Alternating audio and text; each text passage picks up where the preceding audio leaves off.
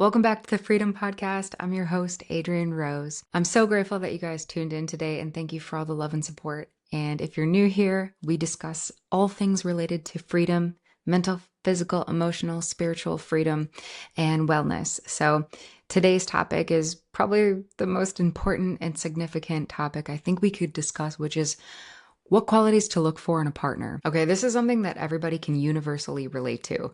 What qualities to look for when choosing a partner?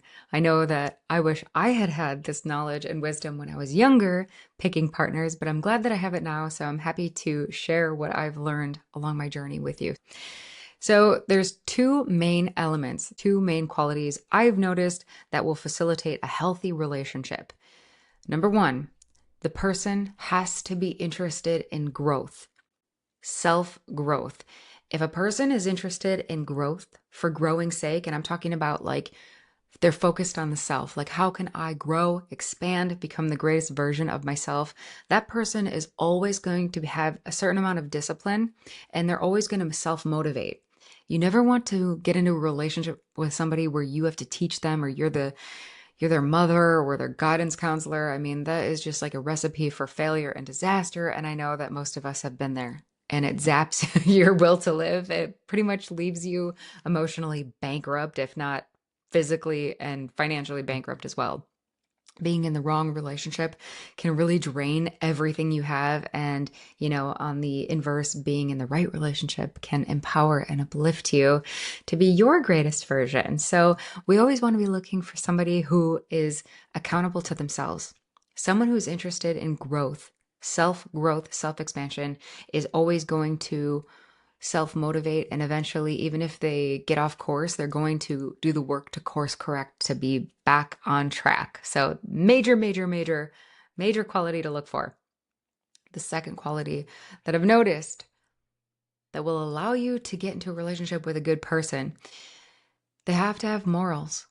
If a person has morals, they will always work toward doing the right thing. So even if they mess up, if they make mistakes, they will always do their best to work toward the founding moral principles. They will always do their best to work toward virtue, right? I mean, these principles exist for a reason: trust, honor, integrity, kindness, compassion. If a person believes in having morals, they will always hold themselves personally accountable. Now, if you just have a moral person, somebody who is interested in moral virtue, it's easy for them without growth.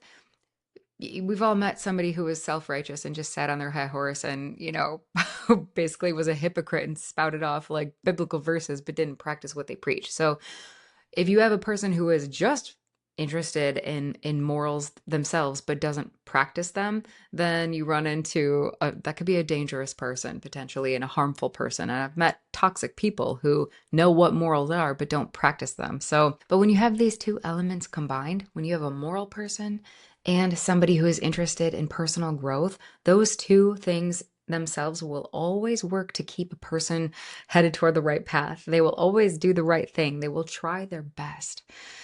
Obviously, there's lots of other things that we can dive into. Of course, like the physical attraction is the spark that can lead to the connection, but don't hang your hat on that. It's not physical attraction alone. It goes way deeper than that. So sure, that can be the spark, and you obviously want to be with somebody that you're physically attracted to. Otherwise, what is the point? You have to be drawn to somebody initially on that surface level, but then look for more than that once you get past the initial hi, you're beautiful, I'm attracted to you. Something else to pay attention to: does this person empower you? Are you the best version of yourself when you're around them? Do you notice yourself feeling uplifted, or does this person make you feel small and you feel like you have to play small to be around them? Watch how they speak about their exes. We all truly do, I think, have that one crazy ex, but when it's a pattern and the person is constantly skirting blame and deflecting, like, that's crazy, she was crazy, he was crazy, oh, he was crazy. At a certain point, I'm like, okay, you basically get like one crazy ex, but if every person you've dated turned out to be crazy, like, were they crazy or did you make them crazy? I don't know. So that's a major red flag to me when somebody starts talking about how awful their ex was and how it's always somebody else's fault.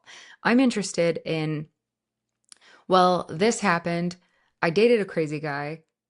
But what I realized, the insight was that I still had things in me, wounds in me that I needed to heal in order so I could attract somebody who didn't do that stuff. And I started asking myself, like, why was I attracting a person like this anyway? Why did I allow a person like this into my life? I hear women talking about, like, oh my God, this guy did this and this and this to me. Like, okay, you get like one, maybe two, but at a certain point, you have to ask yourself, like, well, you picked them. Like, what does that make you? You picked that person. So, learn from your mistakes and move on. Choose a person who is consistent in their patterns. I always say I believe patterns, not promises. So when somebody tells me who they are, I really don't take much stock in that, but they show me. A person will always show you who they are, but a lot of times we uh excuse away all the red flags. We don't want to pay attention to that. So person will always show you who they are, but you have to pay attention. Watch how they treat people. Watch how they treat people who can do nothing for them. How do they treat, when they're at a restaurant? How do they treat the waiter? Like, pay attention to how they treat others around them, not just people that they're trying to impress. You always want to pay attention to people's patterns. So choose consistency over chemistry, because consistency is what is going to provide the substance for, or the fuel for, the relationship for the long haul. Because ultimately, I mean, you're dating for marriage, right? So you're dating for long-term connection. So choose people who are always consistent in their behaviors, and that way you won't be blindsided, when the other shoe drops. Okay, this is a massive one for me. Pay attention to how do they handle stress, because you're going to have stress in life, right? It's unavoidable. But are they a person who flies off the handle and has a massive emotional temper tantrum every time something doesn't go their way? Because that's not sustainable long term. And like in my house, I'm not a yeller. I don't want to fight. I don't want to yell. And in my personal relationship, we're not yellers. So I tell my mate, I'm like, hey, it's perfectly normal to say, I'm very pissed off. I'm very frustrated. I'm very angry. Like, you're allowed to be angry, but it's how you handle your emotions. And ladies, especially, be aware of a man who is not able to govern his emotions. That is a massive red flag.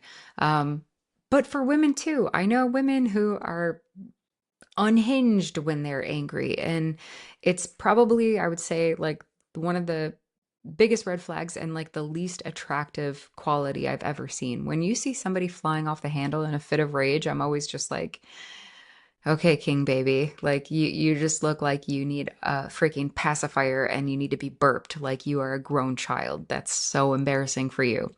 It's a signal that this person has very low emotional intelligence, and odds are they're going to be a terrible partner.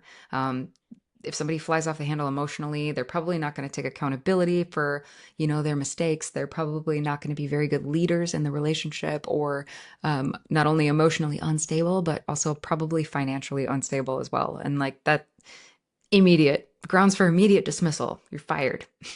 And lastly, I would say, learning, speaking from past experiences, where I have felt very safe in certain relationships and very unsafe in a couple of my unhealthy relationships that were the greatest teachers, though it taught me a lot. So those relationships, the negatives sometimes, like the contrast, actually teaches us more than just being happy and rainbows and sunshine and moonbeams all day long. Like, we sometimes learn more from what I call the dark angels in our life. Like, those are the greatest teachers.